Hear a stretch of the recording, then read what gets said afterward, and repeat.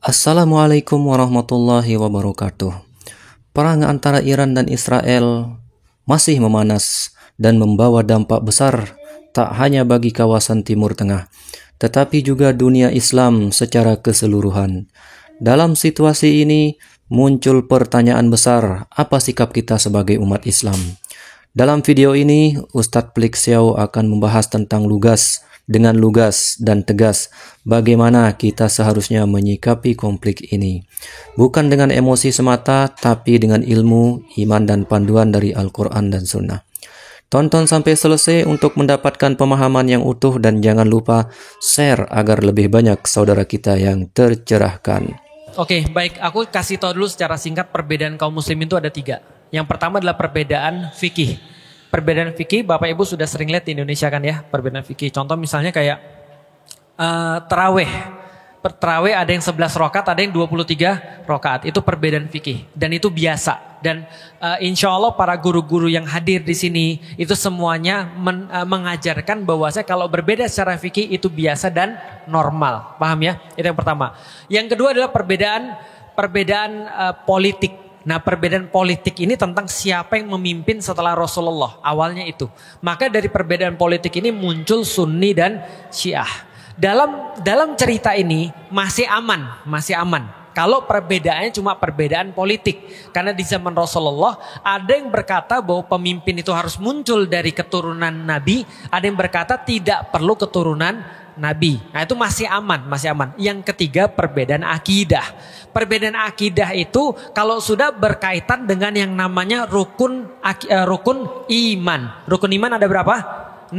Salah satunya beriman pada Allah, pada Rasul, kitab-kitabnya dan segala macamnya. Nah, di antara orang-orang Syiah ada yang berbeda secara akidah memang.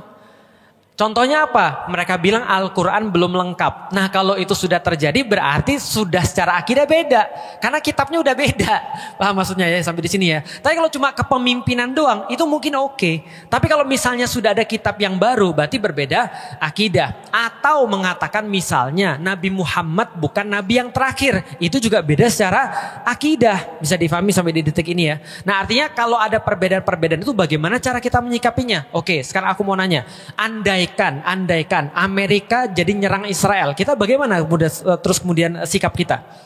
Sikap kita kalau Amerika nyerang Israel, ya baguslah. Lah kenapa bagus? Ya sama kayak kita ngelihat ada aktivis-aktivis yang bukan muslim lantas mau bantu Palestina. Bisa difahami ya? Karena yang kita dalilnya apa Ustaz? Oke, gulibatir rum fi atnal ard wa hum mim ba'di ghalabihim sayaghlibun fi bid'i sinin. Ketika kaum muslimin lagi disiksa sama orang-orang kafir Quraisy, maka waktu itu turun ayat Allah berkaitan dengan apa yang terjadi di dunia. Apa yang terjadi di dunia? Bayangin, Arab di tengah-tengah, sebelah kanannya ada Persia, sebelah kirinya ada Romawi. Romawi sama Persia ini 2 negara besar di dunia pada saat itu. Perang mereka. Ketika perang, maka orang-orang kafir Quraisy berkata, Romawi pasti kalah. Terus dia nunjuk muslim, kayak lu pada semuanya tuh. Lu semuanya kan pada percaya bahwa ada kitab yang turun dari langit, ada malaikat, ada agama yang datang dari Tuhan nih kepada kalian. Romawi juga gitu, mati itu semua Romawi, kalah sama Persia. Paham maksudnya? Di titik ini, orang-orang kafir Quraisy menyamakan mereka dengan Persia dan umat muslim dengan Romawi. Maka ketika ditanyakan pada Rasulullah Sallallahu Alaihi Wasallam, maka Rasul menjawab ketika turun ayat gulibatir rum, akan dikalahkan orang-orang Romawi fi atnal ard, di tempat yang paling rendah. Wahum mim ba'di ghalabihim sayaghlibun fi bid'i sinin, dan setelah mereka kalah akan menang kembali dalam waktu dekat. Berarti yang menang siapa? Romawi. Di dalam Al-Quran dikatakan, dan hari itu bergembiralah orang-orang muslim. Pertanyaannya, kenapa orang muslim gembira? Karena Romawi menang? Bukan. Orang muslim gembira karena mereka membuktikan kafir Quraisy salah. Paham sampai di sini? Artinya mereka bukan memihak salah satu, tapi mereka melihat kepentingan mereka kayak apa. Paham sampai di sini ya? Oke, Iran. Iran sudah jelas-jelas menyampaikan mereka adalah negara yang punya keyakinan Syiah 12 imam. Syiah 12 imam itu berarti meyakini ada imam dalam tanda kutip yang melanjutkan Rasulullah dan dia maksum. Jelas ya? Dan itu bukan akidah kita. Jelas ya? Jadi ya udah pandangan kita sama seperti pandangan ketika ada orang-orang yang misalnya bukan muslim lalu kemudian bantu Baitul Maqdis. Ya udah kita ngeliat kayak gitu aja. Kalau andai kan dia bisa membuat repot musuh kita nih, yang Israel ini. Israel ini kan udah nyata-nyata mengganggu dan menghabisi orang-orang di Gaza nih. Lah kalau mereka berdua terus kemudian sibuk, ya bagus. Oke, bisa difahami ya. Oke, berikutnya. Ustadz, tapi ini bisa ekskalasinya bagi penduduk dunia. Tentu saja. Dan itu kan yang diinginkan oleh Israel. Coba lihat baik-baik ya. Ini mungkin agak mumet, tapi mohon maaf ya kalau mumet ya. Nggak apa-apa didengerin aja dulu, nanti lama-lama juga paham. Kalau nggak paham ya nggak apa-apa juga sih. Jadi gini ya.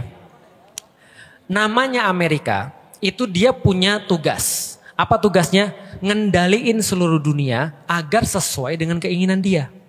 Paham sampai di sini? Maka dulu kalau ibu-ibu pernah dengar perang Vietnam, siapa yang lahir tahun 40? Ada nggak? Nggak ada ya. Tahun 55 sampai 75 itu ada perang Vietnam namanya. Nah, perang Vietnam itu penyebabnya apa? Sederhana, Amerika nggak mau Vietnam jadi komunis. Maka dia serang Vietnam supaya Vietnam nggak jadi komunis. Sederhana itu. Jadi artinya adalah apa? Penyebabnya lebih ringan daripada kasus Gaza yang sekarang. Gitu maksudnya. Oke. Berarti Amerika pengen semua sesuai dengan dia. Sekarang aku mau nanya. Kalau Amerika punya musuh yang nggak mau sesuai dengan Amerika, siapa kira-kira? Siapa kira-kira? Iran? Bukan. Siapa yang gak mau sesuai sama Amerika? Rusia. Maka Rusia sama Cina bestie nih. Kenapa bestie? Karena dua-dua ini gak mau diatur sama Amerika sekarang nih ceritanya. Maka dua-dua ini bestie. Satu perang dagang, satu perang dingin. Bisa difahami ya. Karena Rusia ini adalah pewarisnya Uni Soviet. Dia punya banyak sekali juga hulu ledak nuklir. Lalu kemudian Cina juga sama. Mereka bestian nih. Ketika mereka bestian, mereka nyari proksi. Proksi itu gimana ya ngomongnya ya? Sebentar. Nyari bestie. Mereka jadi nyari bestie di tempat daerah konflik. Karena Amerika itu punya bawahan di Timur Tengah namanya Israel, maka orang-orang ini harus punya bawahan juga. Apa bawahannya di sana? Bawahannya Iran. Jelas? Nah, kenapa bisa tahu gitu? Makanya ketika Iran perang, siapa yang memproklamirkan akan dukung Iran? Rusia, Cina. Jelas sampai di sini? Nah, maka ini sekalian nih. Artinya Amerika pengen ngendaliin Rusia, Iran dan segala macam supaya mereka nggak punya ancaman, minimal nuklirnya hilang. Lalu makanya ada NPT, Nuclear Proliferation Treaty. Lalu kemudian ngendaliin agar mereka nggak punya nuklir. Supaya yang bisa punya nuklir siapa? Cuma Amerika dan Israel doang. Paham sampai di sini ya? Nah, mereka mau ngendaliin dunia dan itu harus terjadi. Perang Ukraina itu salah satunya. Karena Amerika nguasain pemerintahnya, Rusia nggak mau. Karena itu dekat Rusia. Ini masalah negara doang. Indonesia gimana? Nonton Indonesia. Kan turut nonton dalam perselisihan dunia kan Indonesia kan gitu. Nah artinya ini yang terjadi nih. Oke, balik lagi. Kalau kita bahas tentang masalah Iran. Apakah Iran menyerang Israel karena dia pro dengan Palestina? Jawabannya tidak. Karena Iran nyerang Israel karena dia diserang duluan, sederhana.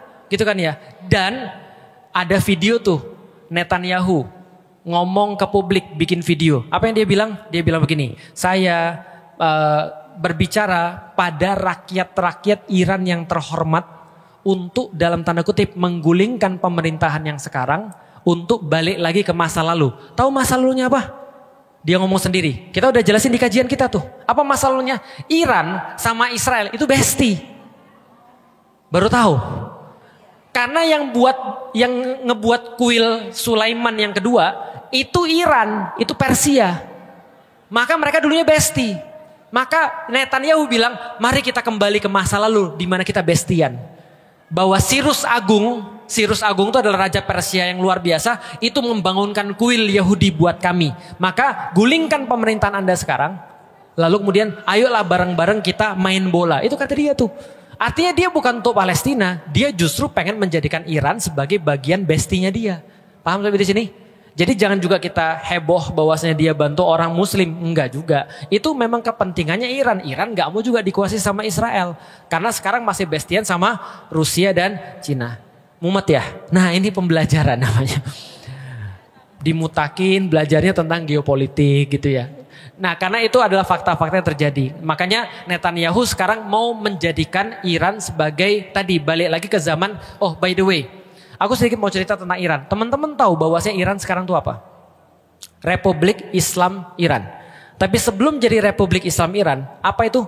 Negaranya bukan negara Republik Islam Iran, tapi negara yang sekuler yang dikepalai namanya Shah Reza Pahlavi. Nah, pas sama Shah Reza Pahlavi ini bestian sama AS, sama Amerika Serikat. Maka ketika terjadi revolusi, bangkit terus kemudian Ayatollah Khomeini ini dan Republik Islam Iran, dia jadi nggak bestian sama Amerika lagi. Ini masalah cuma itu aja masalahnya. Nggak terkait dengan Gaza. Artinya kalau ada apapun dengan Iran, pasti Gaza akan tetap juga sama masalahnya. Balik lagi, apakah eskalasinya sampai ke Perang Dunia Ketiga? Jawabannya mungkin iya, mungkin tidak. Jadi mungkin iya, mungkin tidak. Tapi walau bisawab, ya kan kita tahu bahwasanya orang-orang kayak Amerika itu akan melakukan apapun untuk tetap ada pada kekuasaan. Artinya gini ya, balik lagi tentang teori peradaban. Kapan-kapan nanti aku bahas tentang Persia dan Romawi dengan Rasulullah. Itu nanti teman-teman akan ngerti bahwasanya Rasulullah itu benar-benar ngambil beban peradaban dari Persia dan Romawi.